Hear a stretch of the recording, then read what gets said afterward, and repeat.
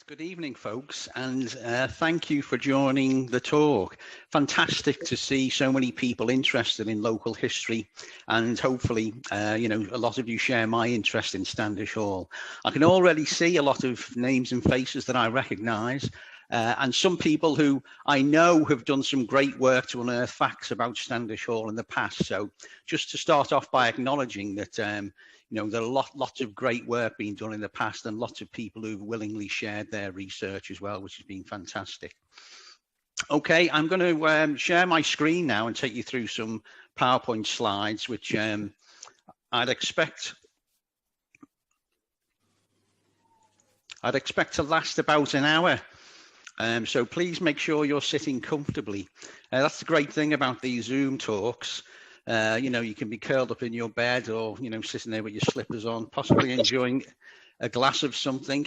I'm doing sober October, so I'm afraid I've just got a cup of tea tonight.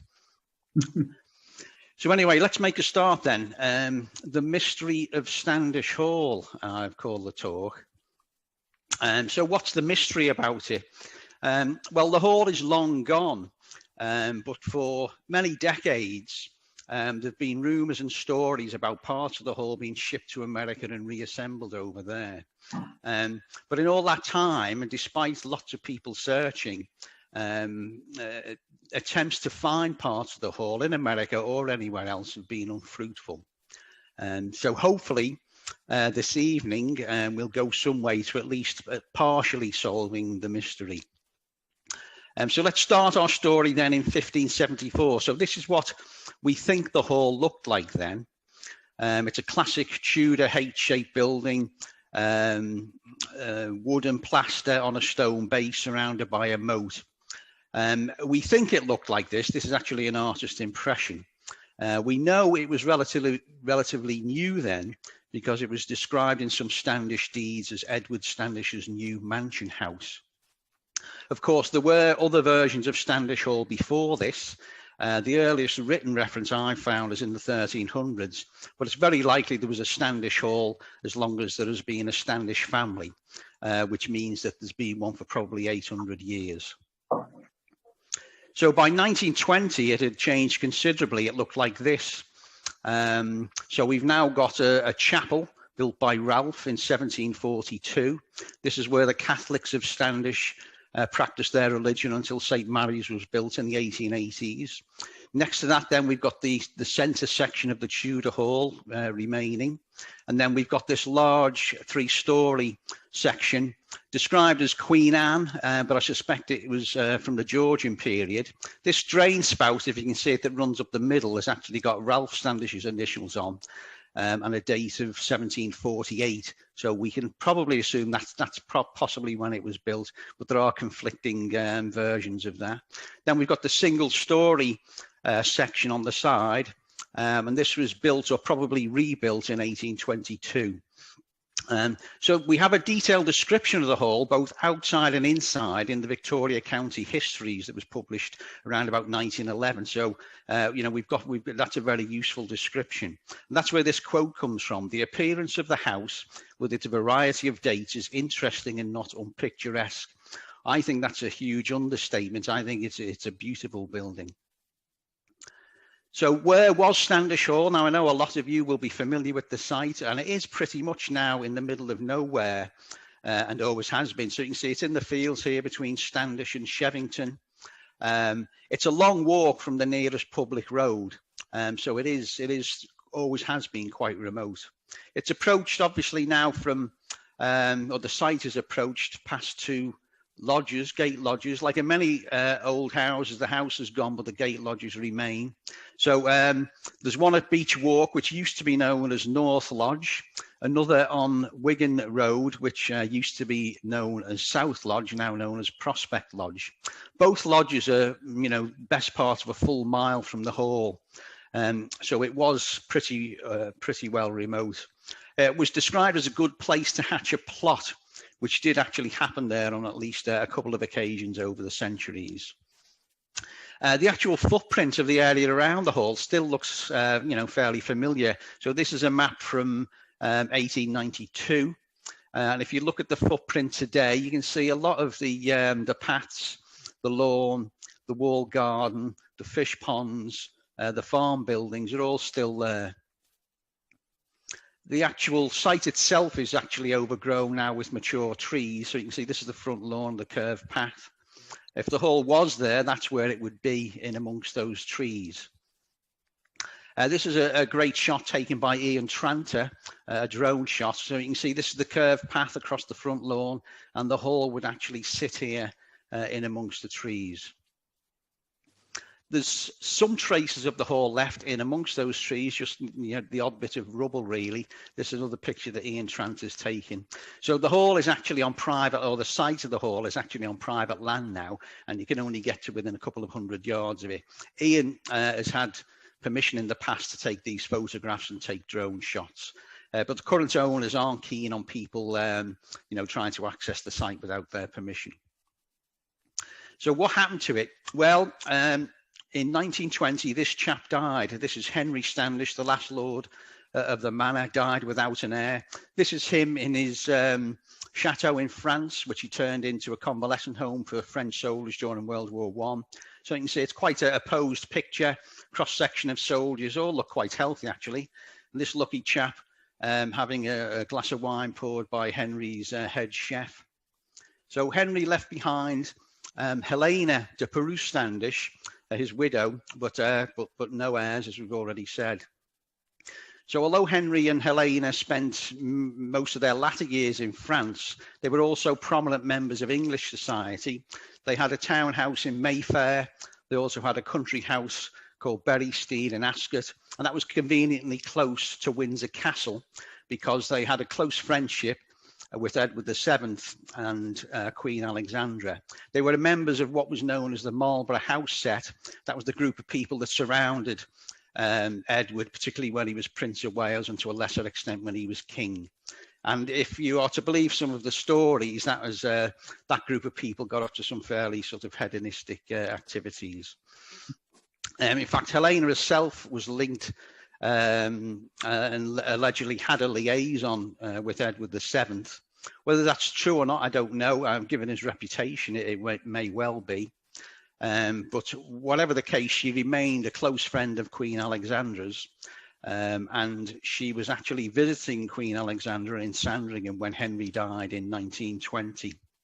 Queen Alexandra, of course, our current Queen's great-grandmother. And I came across a story actually of, you can see they both had a very similar appearance. And I read a story about them going to a masquerade ball dressed in the same matching outfits, just to sort of cause amusement and confuse people. So anyway, back to Standish. So Henry was dead. There was no heir. It was early 1920s, a time of social change. The concept of the sort of manorial system was becoming untenable. So the estate was broken up and sold off in lots. Now, most people think Helena actually put it up for auction, but I found this deed in the Wigan and Lee archives that shows that actually she sold the whole lot to a land agent, Beckett Clayhills, in the January before the sale. So she sold the whole 3,000 acres, all of the buildings, the farm buildings, the mills. It included some factories for £136,100. Now, you would be very lucky to get a one-bedroom flat in Standish for that now. But as it turned out, that was a pretty smart move by Helena.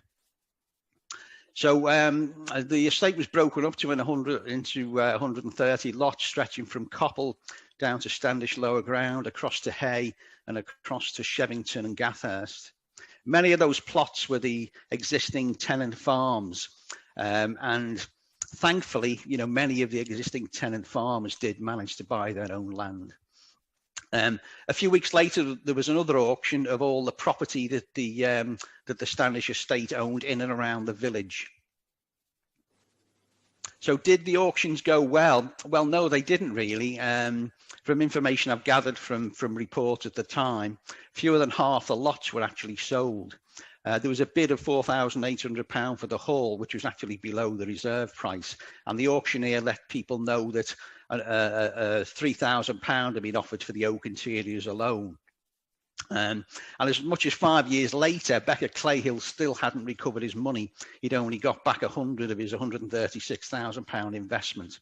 So again, it's a little known fact, but he actually ran another auction in 1926 to try and sell off what was left. So like I say, Helen, did a good deal. I came across this map in the archives as well. This is just a section from a much larger map that shows who bought which piece of land. So it was sort of handwritten over a period of years to record all the sales. And if we zoom in on the land around the hall, you can just about see that it was bought by one Mr. H. Baxter of Standish, and the conveyancing was completed in 1923. So that's Harry Baxter. He's a local house builder in Standish who'd done very well for himself. He also bought Strickland House on the property, which was another significant property. And I know he did actually live in Standish Hall himself for a period. He was definitely there in 1927. So Harry had built a number of houses and some whole streets in Standish. So what did Harry do with it? Well, I think many of you will be familiar with this picture. But unfortunately, Harry demolished a lot of it to create two separate dwellings. So you can see now the chapel is gone, the Tudor wing is gone, and a lot of the actual, Georgian section of the house is gone. The expensive interiors have already been stripped out. Now, I think this picture possibly undermines this idea that it was carefully dismantled, or sections of it were carefully dismantled to be taken to America, because, it doesn't look to me as though it's been carefully dismantled. The bricks are fairly nicely piled up. By the late 60s, early 70s, the house looked like this, and it was starting to look a little bit rough around the edges.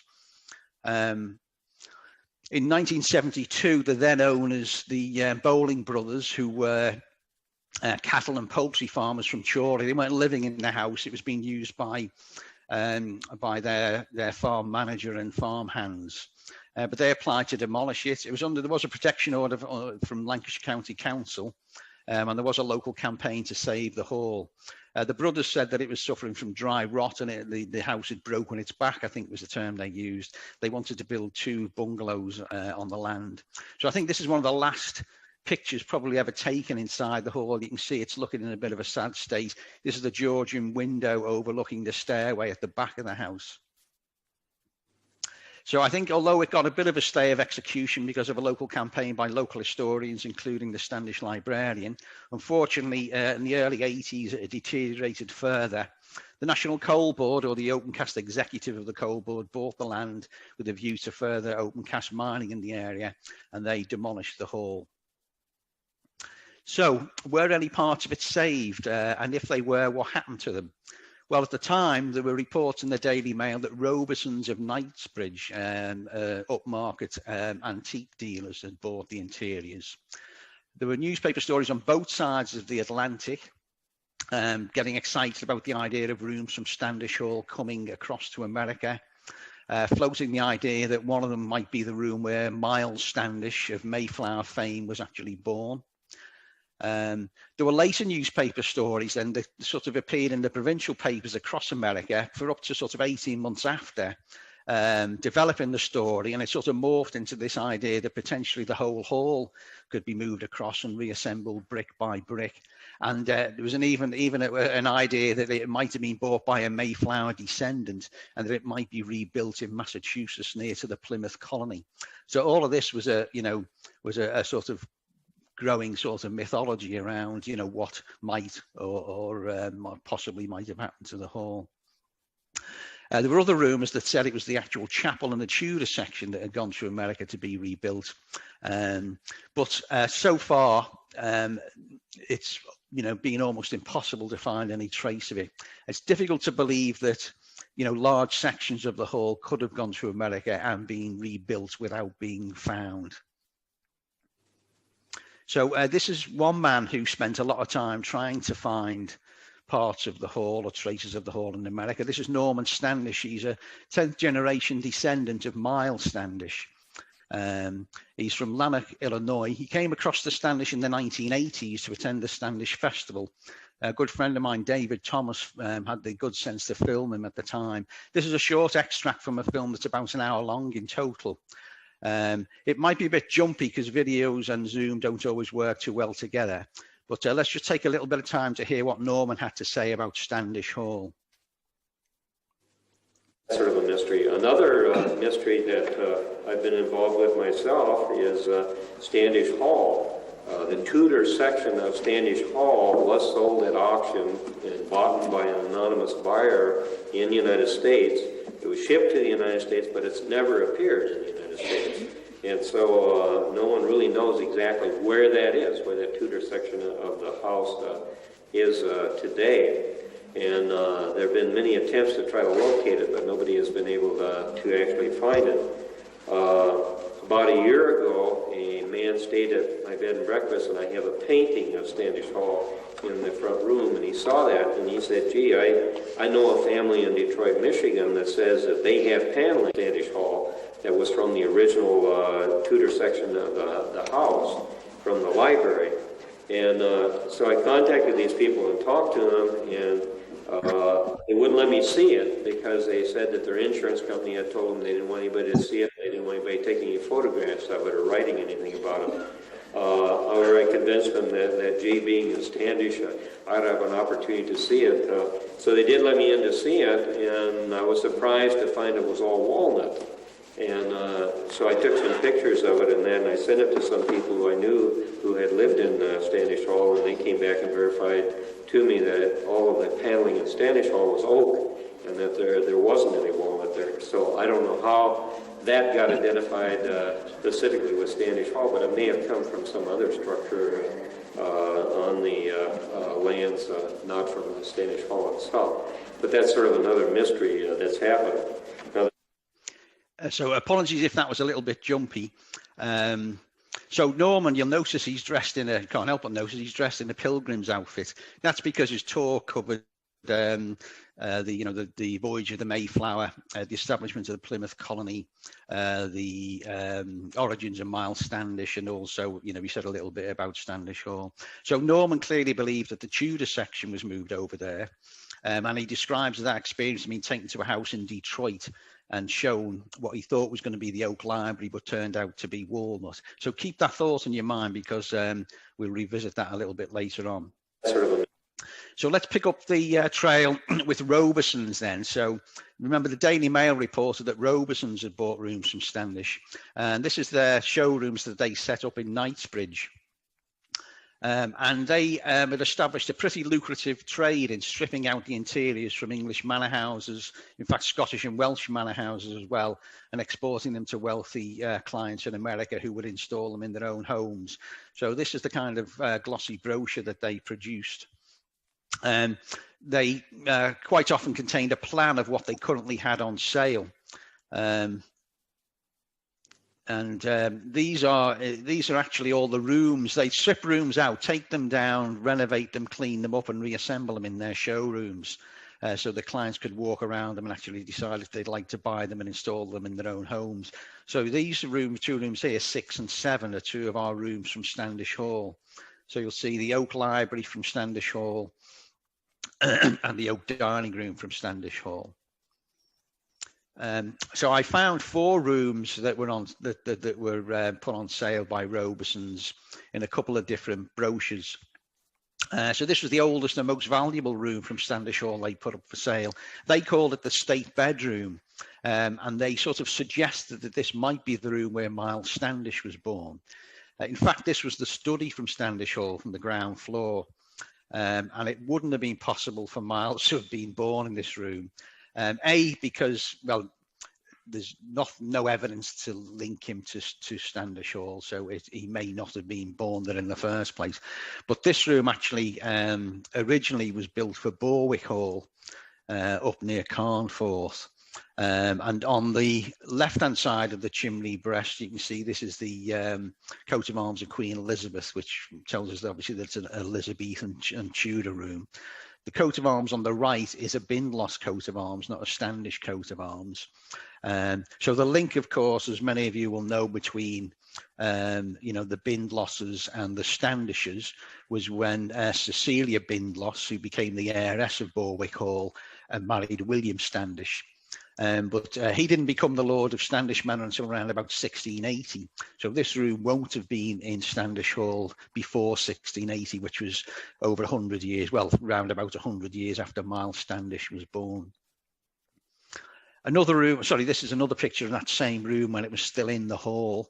This is from a book called Moving Rooms by John Harris, and he documented this whole industry of stripping out English manor houses to to send them across to America to be installed in wealthy American homes. You can see that Robesons have changed the fireplace. This fireplace has got the coat of arms of Ralph Standish on, but you can see that Robesons replaced it with a plainer fireplace. And they also put this room up for sale. They call it the James I Oak Room. This is actually the old drawing room from Standish Hall. It's another room with a Bindloss coat of arms, so it came from Borwick Hall as well. And this is recognisable. Many of you will be familiar with this picture from the Victoria County Histories, published around about 1911. So this is the same room, obviously painted white, when it was still in Standish Hall. So Robesons obviously removed the paint, restored it back to its original oak condition. But again, you can see the original mantelpiece was swapped out by Robesons for a plainer one. They also put up for sale the Oak Library. You can see this is a plainer room from a later period. This is William and Mary style room. You might wonder where the bookshelves are if it's a library. These large oak panels unfold or fold out to reveal bookcases behind. Obviously, you need to make sure you move your vases before you do that. Just remember those vases, because again, they might appear a little bit later on. So if you remember, the room that Norman Standish thought he was being taken to see in Detroit was the Oak Library from Standish Hall. So this is the room, that he was going, well, he thought he was going to see. And the fourth room that they put up for sale was the Oak Dining Room from Standish Hall. The brochure admitted that this might not all be originally from the same room. And although Robesons were a fairly reliable dealer, some dealers who were more unscrupulous would assemble rooms made up from bits and pieces from a number of properties and sell them off as an original room. The worst example is a room that was sold to Boston Museum in 1920, and that had been constructed from 12 different houses, but passed off as as an original room. So who would buy our rooms from Standish Hall? Who would have the money and the inclination? Well, this chap for one, William Randolph Hearst, one of the richest and most powerful men in America at the time, made his money as a newspaper magnate. He was the Rupert Murdoch of his day, and we know that he bought the James I room and the state bedroom. Now, Hearst was an obsessive collector, and he collected literally tens of thousands of items, artifacts, and architectural salvage. He would ship them all to America. Many of them he didn't actually see himself. He had people who would buy them for him. Many of them never actually came out of the crates. He was depicted in the film Citizen Kane by Orson Welles. Hearst actually tried to stop the film from being released, and allegedly tried to sort of undermine Orson Welles' career in later years, because it was basically a parody of Hearst's life. So here you can see Orson Welles standing in front of a sort of over-the-top fireplace surrounded by architectural sort of acquisitions. And you can see his bored mistress here, playing with a jigsaw. Hearst's mistress in real life, of course, was Marion Davis, the film actress. So Hearst used many of his acquisitions to furnish properties that he had across America. His biggest project was San Simeon in California, which was depicted in the movie Xanadu. It's now a state and national historic landmark, but it's packed full of architectural salvage from around Europe and in fact other parts of the world. He also fitted out houses for his mistress, his wife, various apartments, across America. Bizarrely, he also bought St. Donat's Castle in South Wales and remodeled it. He upset people locally by demolishing a monastery next door so that he could salvage pieces to expand the castle. But that castle is still there. Apparently, he rarely, if ever, visited it. George Bernard Shaw at the time described it as what God would have built if he'd had the money. This apartment here, this more slightly understated one, this is a penthouse apartment overlooking Central Park that he built. It went on the market in 2018 for £23 million. But things were about to change for Hearst and for Robeson's. If he'd looked out his window across Central Park in the early 30s, he would have seen this, Hooverville. So a shanty town set up by unemployed people and homeless people, and many American towns and cities had their own Hooverville because the Great Depression had kicked in, and that put an end to Robeson's trade across the Atlantic, and it practically bankrupted Hearst. So by the mid-30s, Hearst had to sell off more than half of his collection. He set up a trust, the Hearst Foundation, to handle the other half, presumably with a view to stopping his creditors, getting their hands on it. So what about our rooms from Standish then? What did Hearst do with them? Well, as far as we know, they just stayed in his massive warehouse on the Bronx. He had this 5-story warehouse near the docks. So all of his acquisitions would come across from Europe. They'd be stored in packing cases in the warehouse. And if he wanted to install one in one of his properties, he'd fish them out. But our 2 rooms, as far as we know, were never installed in a property anywhere. So in 1940, his arch enemy in the art world, Armand Hammer, who was the head of Occidental Oil, had bought up a lot of his collection, and he hired out a whole floor of Gimbel's department store in New York to sell it all off. And our 2 Standish rooms were included in the sale. It was a huge sale. The sale brochure was over 300 pages long. And Hearst complained bitterly that, his precious treasures were being sold off for a fraction of their value. And he predicted that the sale would be a disaster. And it did turn out that way because World War II had started. So there was little interest in the sale on either side of the Atlantic. So a lot of his stuff just wasn't sold. And that the stuff that did sell was sold for a fraction of what he paid for it. So we know that our state bedroom or the study from Standish Hall didn't sell because it reappears in 1958 when it's donated by the Hearst Foundation to the Detroit Institute of Arts, along with a number of other unwanted quote-unquote rooms. It was valued at the time as being worth around $27,500, which could equate to as much as $250,000 today. And the room remains in the Detroit Institute of Arts in storage. It's described in their inventory as an oak-panelled room from Standish Hall. I've emailed them to try and find out more about it and see if they've got any plans to, put it on display. I've had holding replies, but they're remaining fairly tight-lipped about it. It's not something that they seem prepared to discuss. The other room the Hearst bought then did sell, and it was bought by this chap, Anthony or Tony Hullman from Terre Haute, Indiana. He bought it in 1941. He'd made his wealth through his family wholesale grocery business. He also had the franchise to manufacture Coca-Cola bottles, which I guess was highly lucrative at the time. He also became famous in America for buying the Indianapolis racing circuit and restoring it after the war and relaunching the Indianapolis 500. And you can see him here with a microphone in his hand. He uttered the words that I think are familiar to many racing fans: "Gentlemen, start your engines," at the start of every Indianapolis 500. So he was building a family lodge, Lakeside Lodge in Terre Haute.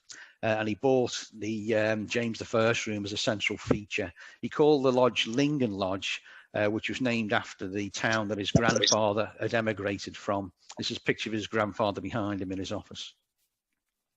There was a book written about him, about his life, released in 2014, and the references in there to this carved oak room from Standish Castle that he'd installed in his lodge.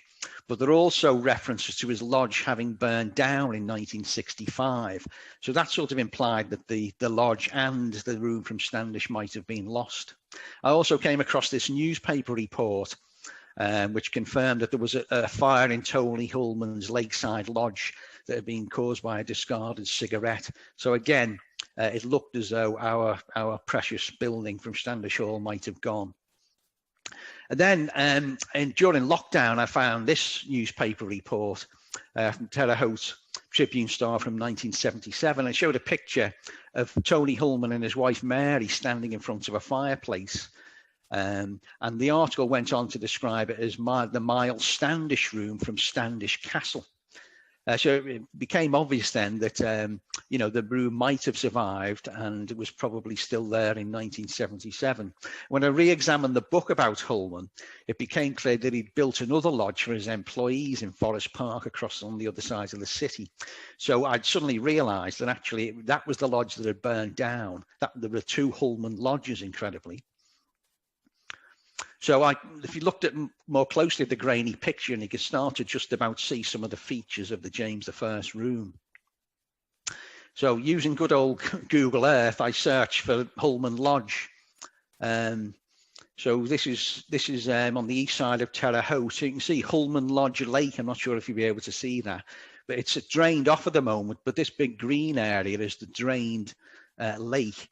And it's actually called Hullman Lodge Lake because Hullman's lodge was actually on the edge, built on the edge of this, what was a 22-acre lake. So this is Route 40 that runs across America, one of the old east to west highways. And you'll see here Rose-Hulman Institute of Technology. That's the Polytechnic in Terre Haute. It carries the Hullman name because they've been many major benefactors of it over the years. So I zoomed in further and I could actually see the lodge on Google Earth, but it wasn't clear what state of repair it was in. And obviously I didn't know whether our room was still intact. I then came across this news report. So if you just take a second to listen to this. New details uncovered this afternoon as News 10 learns Rose-Hulman Institute of Technology in Terre Haute has officially acquired more land. We're talking about the nearly 1,100 acres the Institute agreed to purchase from the Hulman family back in August. That property stretches from State Road 42 to US 40 and down to State Road 46.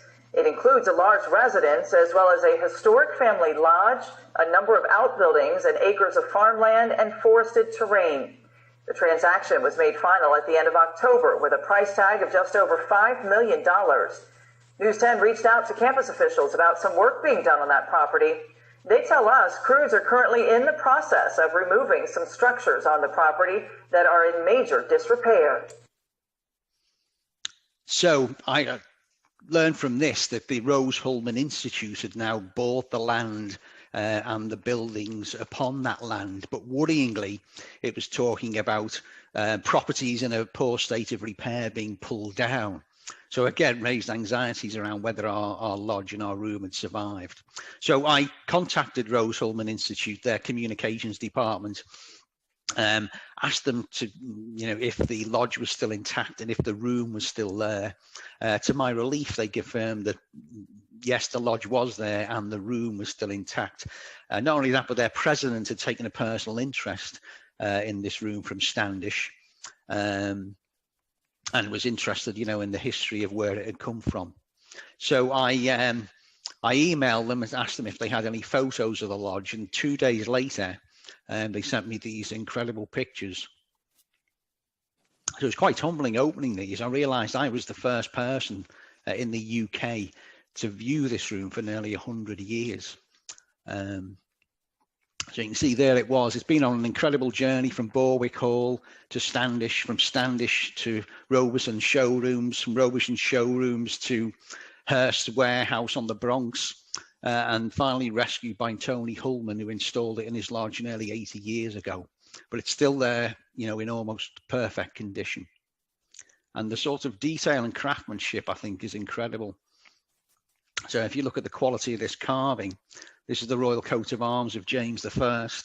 So Oni Swaki Mali Pons, which a lot of you know, I think translates as evil unto him who evil does. Dieu et mon droit, which I believe translates as God and my right, which sort of hints at the divine right of kings, which was a concept that got James's son Charles I into a little bit of bother a few years later. And then over here you can see this Binlos coat of arms and a date of 1613. So this is Binlos impaling Eltoft, reflecting the marriage between Robert Binlos and Mary Eltoft. And I think these two sort of faces, one male with a beard, one female, I think this probably is a depiction of Sir Robert Binlos and his wife, Mary Eltoft. Picture of the door in the room, which looked very similar to one that was in the sale catalogue from Standish Hall from 1921.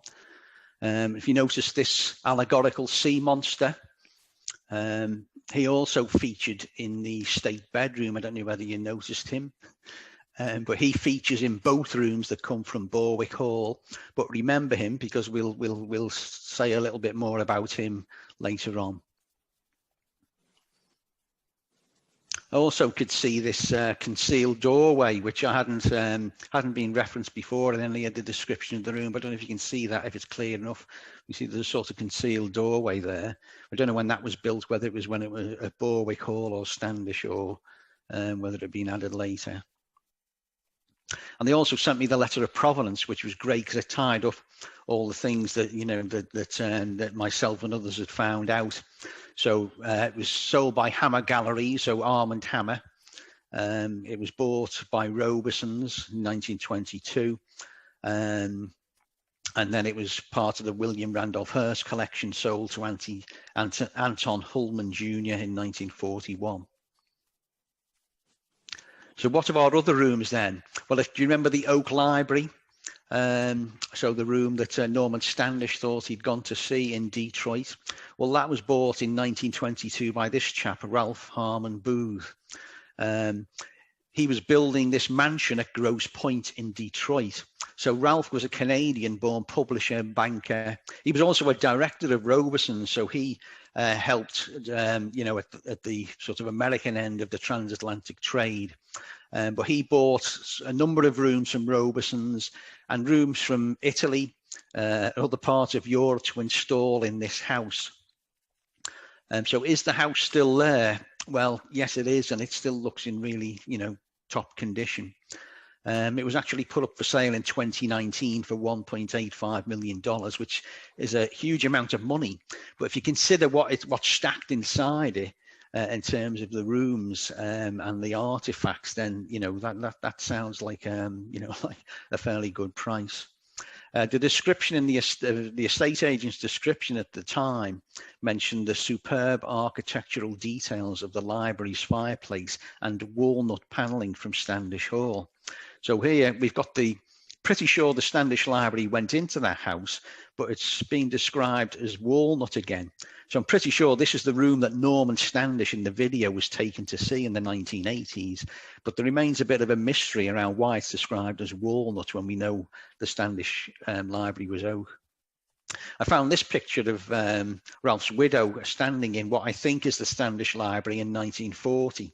So I'm pretty sure that, you know, certain that it was installed in the house. You can see the big oak panels, these columns next to the fireplace, and even these big vases that were on display when Robeson's put it up for sale.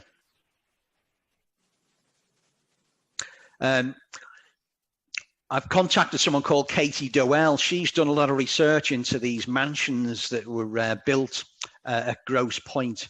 Grosse Pointe was a posh suburb of Detroit, which grew rapidly when Detroit was growing on the back of the automobile industry. So, you know, Ford's, General Motors, Chrysler all built their major plants in Detroit in the 20s. That's when it became known as Motown. And Katie Dowell has sort of catalogued all of these big mansions. Some of them didn't survive. The most famous one is the Edsel Ford house, built by Henry Ford's son, modelled on a Cotswold mansion, which is actually still there. You can visit it as a museum. So Katie's trying to contact John L. Booth II, the grandson of Ralph, to see if he can shed any light as to why, you know, this Standish library was being described as Walnut. Katie lives in Detroit, but she was actually born in Oldham. It's obviously not too far away from where we are. So Ralph died in 1931. He was serving as the US envoy to Denmark at the time. Mary continued to live at Grosse Pointe in the mansion where she died in 1951. So there's a bit of a coincidence here, because two rooms have ended up very close to each other in Detroit. One is in Ralph Harmon Booth's house on Washington Drive, and the other is in the Detroit Institute of Arts, less than 10 miles away. The other link is that Ralph Booth actually was a patron and helped to set up the Detroit Institute of Arts. So what about our fourth room then? Well, that was bought by another American, a woman called Tryphena Gunn Mitchell. She married a chap called William Nelson Mitchell from Bristol. She came across on a family visit and ended up marrying the chap. He was a senior executive in the Imperial Tobacco Company. After they got married, they bought Halsway Manor in Somerset, and Tryphena wanted to sort of restore it sympathetically. So she bought the Oak Library from Standish, the Oak Dining Room from Standish. She must have wanted it badly, because she had to raise the ceiling and floor above so that she could actually fit it in. Tryphena, her husband died, and their only son that was killed in World War II. So she moved back to America, back to Indiana. She died in California in 1971. She was reunited. Her husband, her ashes were brought back and buried alongside her husband in the graveyard near to Halsway Manor. So did that room survive? Well, pleased to say yes, it did. The manor changed hands several times, but it's now the National Centre for Folk Arts. So you can see this is, you can probably recognise the chimney piece from the Standish dining room. A lot of young people here practicing music, and you can see here they've even got their flip chart attached to the 400-year-old mantelpiece from Standish Hall. Hopefully they've used blue tack. Some interesting people using it for a meeting. And better still, the actual bar of the centre is in the room, so you can sit and have a pint surrounded by a 400-year-old room from Standish Hall. And there's another link between these two rooms, because Tony Hullman's widow, Mary Hullman, who took over his business interests, and Tryphena Gunn Mitchell were both brought up in Indiana, and incredibly, they both went to St. Mary of the Woods College in Indiana. So they both went to the same school, and they're 20 years apart, so they may not have known each other, but they both became benefactors of the college in later life. So, you know, they may well have bumped into each other, but can't help wondering whether they knew that they both owned precious rooms from Standish Hall that had been there centuries earlier. So our sea monster, which I said I'd come back to, so this splendid chap, you can see he's got legs, he's got some very sharp looking teeth, looks a bit like a cross between a fish and a serpent. So this puzzled us. So this monster features in the two rooms from Borwick Hall. And a friend of mine, Anne Hurst, who's also done a lot of research into Standish Hall, I think came up with the answer. So this is Borwick Hall up near Carnforth. So this was the seat of the Bindloss family, who remember married into the Standish family. It's now an outdoor education centre run by Lancashire County Council. But in the same parish and not too far away is a place called Hawes Tarn. And there's an ancient legend about Hawes Tarn, that it was the haunt of a huge water serpent. And the water serpent used to climb out of the water using its legs, coil itself around a neighbouring rock known as the Buck Stone, which apparently is still there. And it would wait there to attack and eat unwary sheep. And the legend goes on that when it was finally killed, a pack of wool was found in one of its hollowed out teeth. So I think this is clearly our our monster. It's the water serpent from Hawes Tarn. And this was thought of, a couple of centuries before the Loch Ness monster had been thought of. Very quickly, then, just some other parts of Standish Hall that we have tracked down. So this is the chapel, and there's this sort of iconic clock on the wall of the chapel, a significant sort of piece of masonry. Actually, it's a stone-faced clock, several feet wide. That was actually acquired by J.M. Ainscough, one-time mayor of Wigan, and a Standish historian. Had an affection for Standish Hall, so he managed to buy that from Robeson's, rescue it, and donate it to Wigan Library. And it's now hopefully in the hands of Wigan Museum. They're trying to root it out and check it. The Wigan Museum has got 35,000 artifacts, so they're starting to look for it. Now, obviously, the COVID thing, didn't help. The gong from the clock was also donated by J.M. Ainscough to Wigan Library, as was the house bell that sat in a turret on top of Standish Hall. So it doesn't look very large, but this bell weighs 56 pounds. It's sort of 18 inches across. It was cast in the Ashton Foundry in Wigan in 1743, so it will have been installed in the chapel by Ralph when the chapel was built. So I'm rather hoping that we can find these and maybe bring them back to Standish so that people can hear what they sound like once again. Another part of Standish Hall that you can go and see any time and actually touch, if you're that way inclined, are these huge solid oak doors, and they're up at Townley Hall near Burnley. Again, the link between Townley and Standish is through marriage.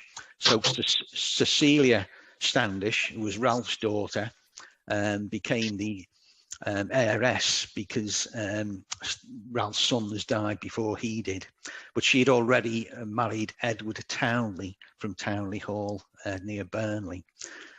So he adopted the Standish name and became, they jointly became Lord and Lady of the Manor.